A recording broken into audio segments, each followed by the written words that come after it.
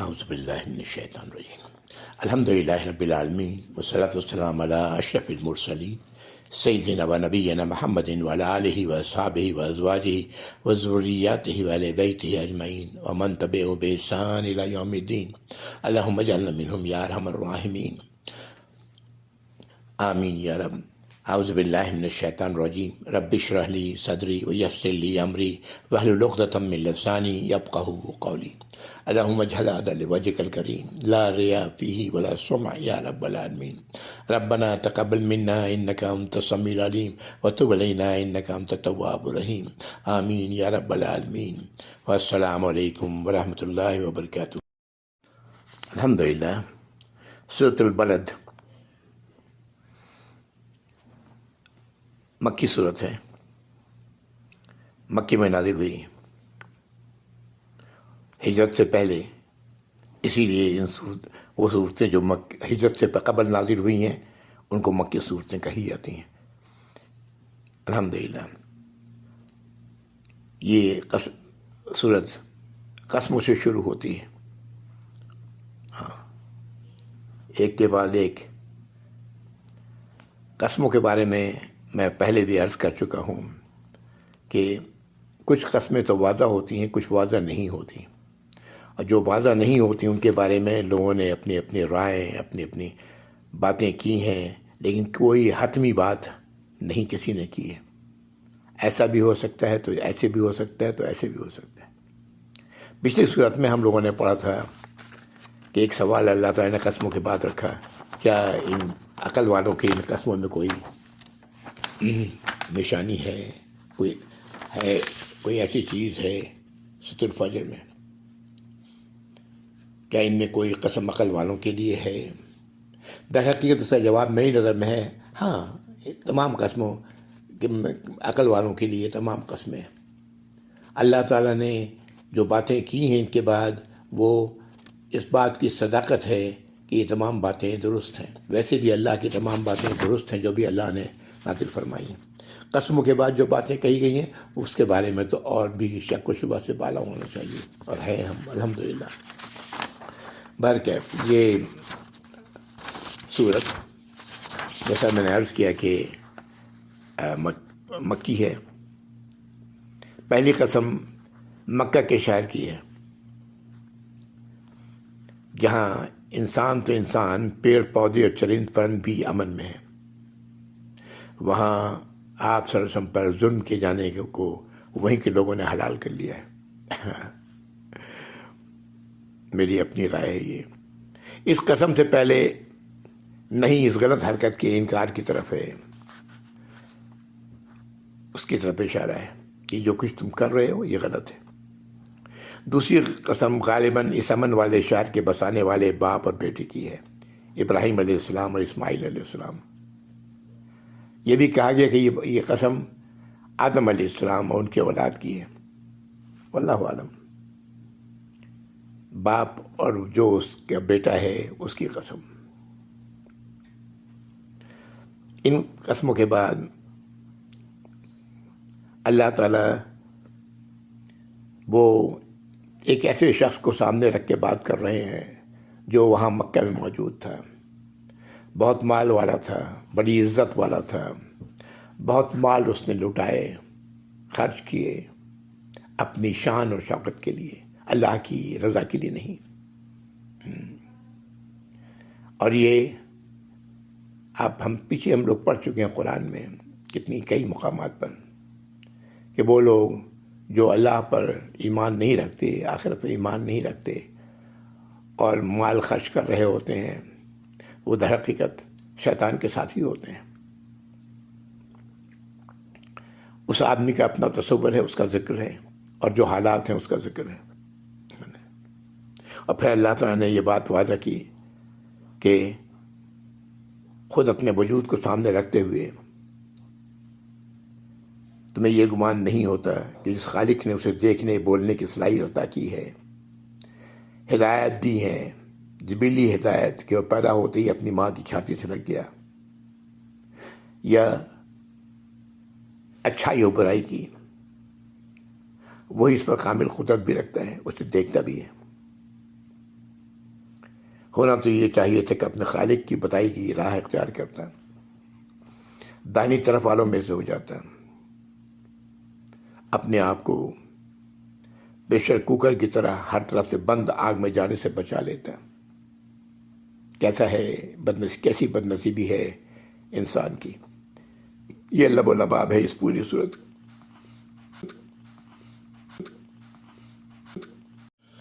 اعوذ باللہ من الشیطان الرجیم، بسم اللہ الرحمن الرحیم۔ لا اقسم بہذا البلد، نہیں میں قسم کھاتا ہوں اس شہر کی، وانت حل بہذا البلد، اور آپ اس شہر کے رہنے والے ہیں۔ ایک ترجمہ، ایک وہ خیال جو میں نے پہلے ظاہر کیا کہ آپ پر ہر قسم کا ظلم و ستم، اس شہر کو اللہ نے محترم بنایا ہے، لیکن آپ کے لیے، آپ پر اس شہر کے رہنے والے لوگ ہر قسم کا ظلم و ستم جائز سمجھتے ہیں، واللہ عالم۔ اس کا ایک اور ویو ہے اس آیت کا کہ اللہ تعالیٰ اس شہر کو آپ کے لیے حلال کریں گے، جہاں حرمت میں کسی کی ساتھ کسی کو تکلیف نہیں پہنچائی جا سکتی، وہاں اللہ تعالیٰ اس شہر کو آپ کے لیے حلال کریں گے۔ صحیح حدیث میں اس بات کی طرف اشارہ ہے کہ اس شہر مکہ کو اللہ رب العزت نے اول دن سے ہی حرمت والا بنایا ہے، قیامت تک یہ حرمت و عزت اس کی باقی رہنے والی ہے۔ اس کا درخت نہ کاٹا جائے، اسے کانٹے نہ اکھڑے جائیں، میرے لیے بھی صرف ایک دن ہی کی ایک ساعت کے لیے حلال کیا گیا، اللہ کے نبی فرمانا ہے۔ آج پھر اس کی حرمت اسی طرح لوٹ آئی ہے جیسے کل تھی۔ ہر حاضر کو چاہیے غیر حاضر کو یہ بات پہنچا دے۔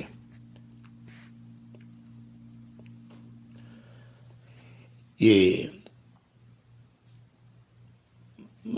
اللہ نے اس شہر کو حرمت والا بنایا ہے۔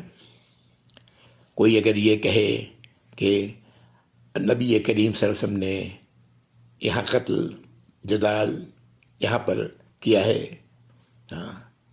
خون خرابہ کی نوبت، تلوار اور دوسری ایسی چیزیں، تو ان سے یہ بات کہہ دی جائے، یہ ایک ساتھ کے لیے اللہ نے آپ صلی اللہ علیہ وسلم کو اس کی اجازت دی تھی، تمہیں کیا اللہ نے اس کام کے لیے اجازت دی ہے؟ ہرگز نہیں۔ یعنی یہ شہر ہمیشہ کے لیے حرمت والا رہے گا۔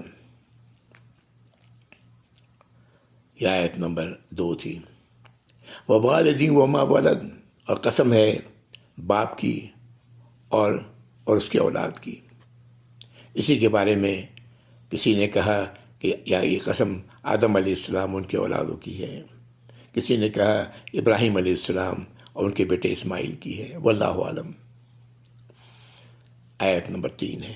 اب یہ بات کہی جا رہی ہے لقد، آیت نمبر 4 میں جو ان قسموں کے بعد جن چیزوں پر قسم کھائی گئی وہ یہ ہے، لقد خلقنا الانسان فی کبد۔ اللہ تعالیٰ فرمانے یقیناً ہم نے انسان کو مشقت میں پیدا کیا ہے۔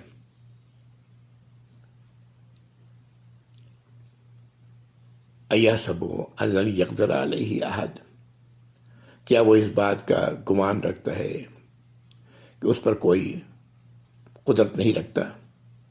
وہ کھلے مہار اونٹ کو جس طرح چھوڑ دیا جاتا ہے وہ اس طرح ہے، کیا وہ یہ گمان رکھتا ہے؟ یہ آیت نمبر 5 تھی۔ آیت نمبر 4 اور 5 میں اللہ تعالیٰ انسان کے لیے، کہ انسان کو اللہ نے مشقت میں پیدا کیا ہے۔ ہر انسان اپنی زندگی میں مشقت سے دوچار ہوتا ہے، ہر ایک کا اپنا اپنا معاملہ ہے۔ ایک کی مشقت کئی بار دوسرے کو بڑی آسان نظر آتی ہے، لیکن جو اس مشقت سے گزر رہا ہے اس سے پوچھا جائے تو پھر اسے پتہ، تو وہ کہے گا کہ میں تو بڑی مشقت میں ہوں۔ بہرحال اللہ تعالیٰ نے یہ بات فرمائی، اور یہ مشقت سے گزرنے کے بعد کیا یہ سمجھتا ہے کہ وہ کوئی اس سے پوچھنے والا نہیں، کوئی اس پر قدرت رکھنے والا نہیں؟ ہرگز نہیں ایسا، یعنی کوئی بھی ہرگز قدرت نہیں رکھتا اس پر. یہ آیت نمبر 5 تھی.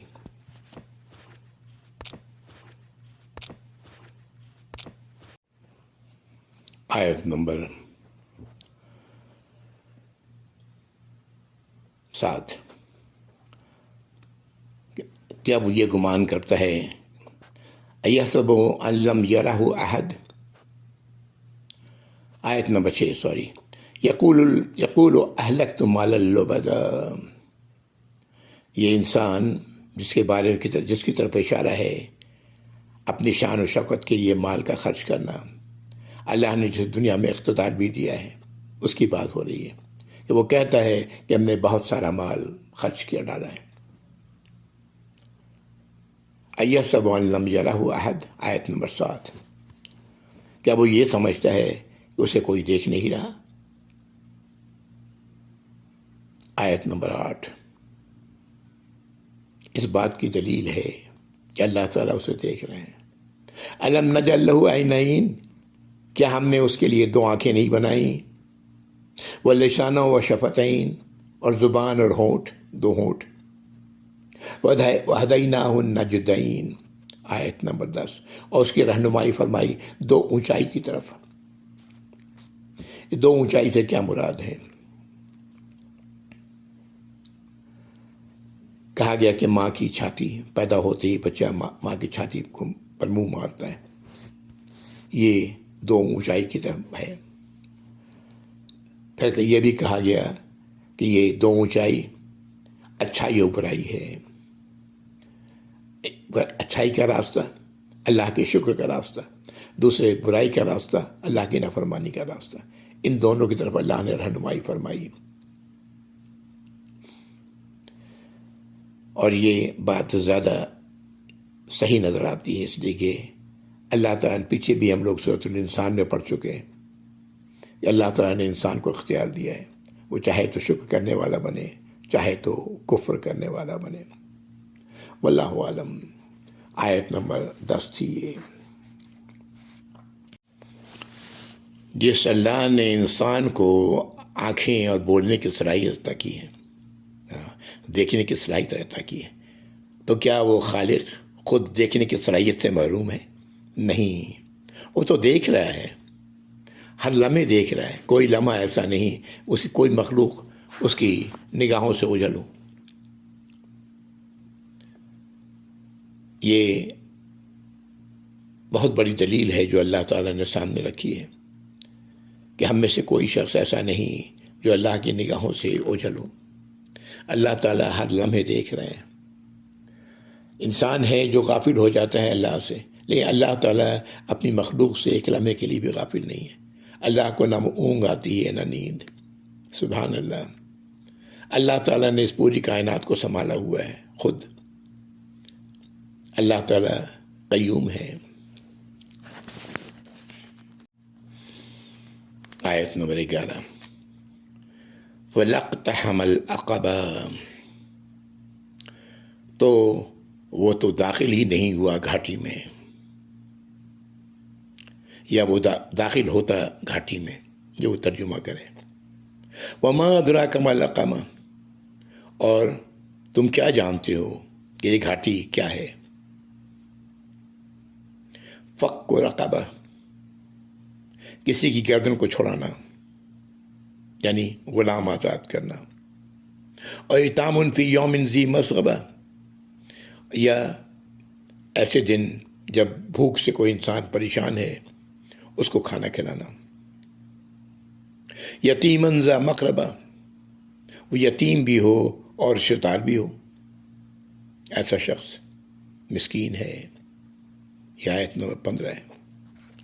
ایسے شخص کو کھانا کھلانا.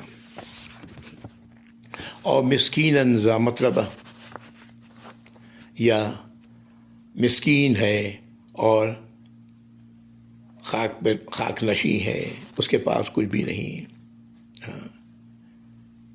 اس کو کھانا کھلانا، اس کی ضروریات کو پورا کرنا.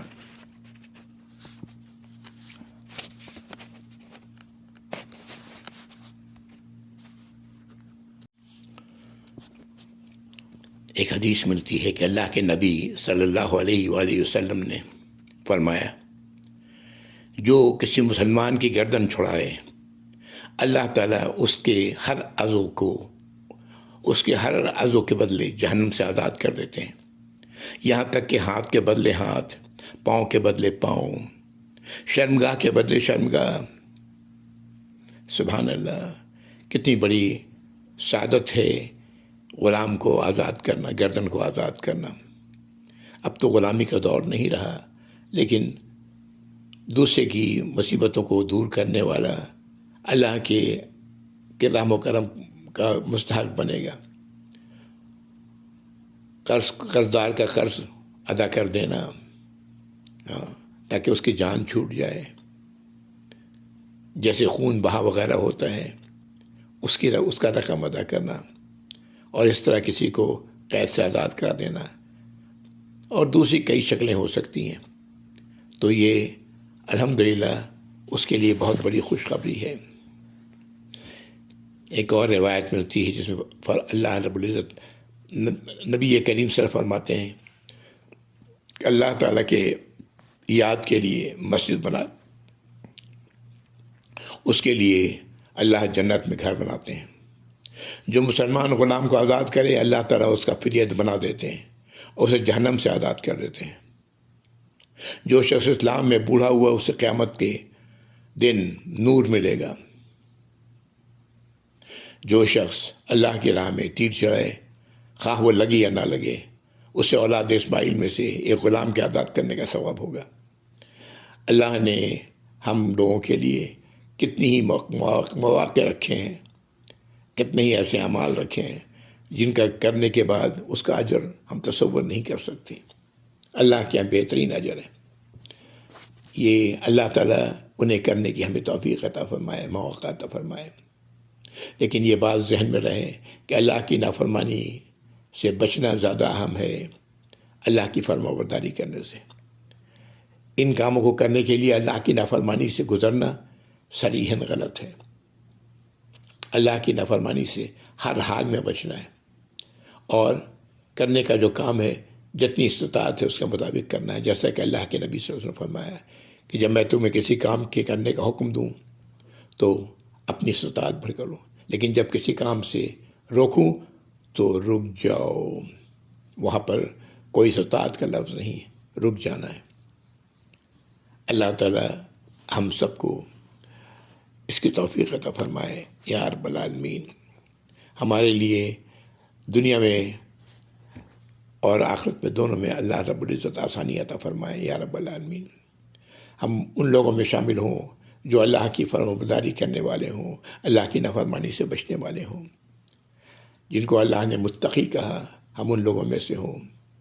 کہ سورۃ الفاتحہ میں ہم پڑھتے ہیں کہ سیدھی راہ تو انہیں بھی ملی، لیکن وہ سیدھی راہ پر چل کے اللہ کا انعام حاصل کرنے کے بجائے ایسے لوگ بھی ہوئے جو اس راہ پر چلتے ہوئے اللہ کی غضب کے شکار ہوئے، اور کئی ایسے لوگ بھی ہوئے جو اللہ کی سیدھے راہ پر چلتے ہوئے اللہ کی سیدھے راہ کو چھوڑ دیا، کسی اور راستے پر نکل گئے۔ اللہ تعالیٰ ہم لوگوں کو اس سے بچائیں، ہم لوگ اس سے بچنے والے ہوں یا رب العالمین۔ سیدھے راہ پر قدم قدم پر ہم اللہ کی ہدایت کے طالب ہوں اور اس کے مطابق عمل کریں۔ اللہ رب العزت نے تو یہ سب کچھ ہمیں بتا دیا ہے، سب کچھ موجود ہے۔ اب یہ ہمارا کام ہے کہ ہم اس پر چلیں، اور اگر نہیں چلتے تو اس بدبختی کا ذمہ دار خود ہم ہوں گے۔ اللہ تعالیٰ ہمیں اس محرومی سے نہ پڑنے دیں، آمین یا رب العالمین۔ اللہ رب العزت نے آیت نمبر 11 میں جس گھاٹی میں داخل ہونے کی بات کی اور سوال کیا 12 میں، آیت نمبر 12 میں کہ یہ گھاٹی کیا ہے، اور پھر ذکر کیا غلام کا آزاد کرنا، کھانا کھلانا بھوکے کو، یتیم کو، اور ایسے یتیم کو جو رشتہ دار بھی ہو، یا کسی خاک نشین مسکین کو۔ لیکن یہ کب فائدہ دے گا؟ آیت نمبر 17، ثم کان من الذین آمنوا وتواصوا بالصبر وتواصوا بالمرحمہ، اور پھر وہ ان لوگوں میں سے ہو جو ایمان لائے، ایک دوسرے کو صبر کی اور رحم کرنے کی وصیت کی کرنے والے بنے۔ یہ وہی بات تقریباً ہے جو ہم لوگ سورۃ الاثر میں پڑھیں گے انشاءاللہ، آگے آنے والی ہے، اور ہم جانتے ہیں، پڑھتے ہیں اس سورت کو۔ وتواصوا بالحق وتواصوا بالصبر، حق کی تلقین کرنا اور صبر کی تلقین کرنا۔ یہاں پر صبر کی تلقین کرنا اور رحم کی تلقین کرنا، رحم کی وصیت کرنا، اس کا ذکر ہے کہ ان لوگوں میں سے ہو۔ اولئک اصحاب المیمنہ، تو ایسے ہی لوگ ہیں جو داہنے ہاتھ والے ہیں، جن کا نام اعمال داہنے ہاتھ میں ملے گا۔ آیت نمبر 19، والذین کفروا بآیاتنا هم اصحاب المشأمہ، اور جو لوگ ہماری آیات کا کفر کریں، اسے نہ مانیں، اس پر عمل نہ کریں، وہی لوگ ہیں جو بائیں ہاتھ والے ہیں، یعنی جن کا نام اعمال ان کے بائیں ہاتھ میں ملے گا، جن کے لیے آگے تباہی ہے۔ سیدھے ہاتھ والوں کے لیے آگے اللہ کی نعمتیں ہیں، بائیں ہاتھ والوں کے لیے تباہی ہے۔ وہ تباہی آیت نمبر 20 میں، علیہم نار موصدہ، ان پر آگ ہوگی جو ہر طرف سے ڈھکی ہوئی ہوگی، ہر طرف سے آگ ہوگی۔ اللہ تعالی ہم سب کو جہنم کی آگ سے بچا لیں یا رب العالمین۔ یا اللہ آج ہمیں اللہ تعالیٰ اس بات کی توفیق عطا فرمائے کہ ہم سیدھے ہاتھ والوں میں سے ہوں، صبر کی تلقین کریں دوسروں کو، خود بھی صبر کریں۔ صبر کیا ہے؟ اللہ کے حکم پر، اللہ کی ہدایت پر جمے رہنا، اس سے ہٹنا نہیں، خواہ جیسے بھی حالات ہوں، اور ایک دوسرے کو رحم کی تلقین کرنا۔ جو رحم نہیں کرتا کسی پر، اللہ تعالیٰ اس پر رحم نہیں کرتے۔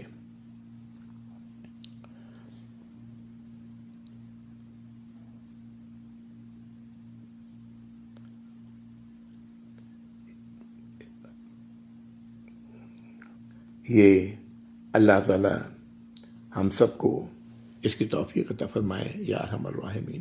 یہ آیت نمبر 20 تھی اور اس صورت کی آخری آیت۔ اللہ تعالیٰ ہم سب کو یا رب العالمین، یا اللہ تمام مسلمانوں کو یا اللہ اپنا اطاعت گزار و فرمانبردار بنائے، ہمیں اللہ کی سزا سے، اللہ کی ناراضگی سے بچنے والا بنائے، ہمیں متقیوں میں شامل فرمائے یا رب العالمین۔ ہمیں اس بات کی توفیق آج عطا فرمائے کہ ہم اللہ کی ناراضگی سے اپنے آپ کو بچائیں، کسی غلط راستے پر پڑنے سے اپنے آپ کو بچائیں، اس سیدھے راستے پر جس پر ہم کھڑے ہیں ابھی فی الوقت، اللہ تعالیٰ اس سیدھے راستے پر قدم قدم پر ہماری رہنمائی فرمائے۔ اور یہ تبھی ہوگا جب ہم ایاک نعبد و ایاک نستعین، یا اللہ ہم آپ کی ہی غلامی کرتے ہیں، آپ کی اطاعت و فرمانبرداری کرتے ہیں، اور آپ سے ہی مدد چاہتے ہیں۔ آمین یا رب العالمین۔ وآخر دعوانا الحمدللہ رب العالمین، وصلی اللہ علی محمد وعلی آلہ واصحابہ وازواجہ وذریاتہ واہل بیتہ اجمعین ومن تبعہم بإحسان الی یوم الدین۔ اللہم اجعلنا منہم یا ارحم الراحمین، آمین یا رب۔ والسلام علیکم ورحمۃ اللہ وبرکاتہ۔ جزاکم اللہ خیر۔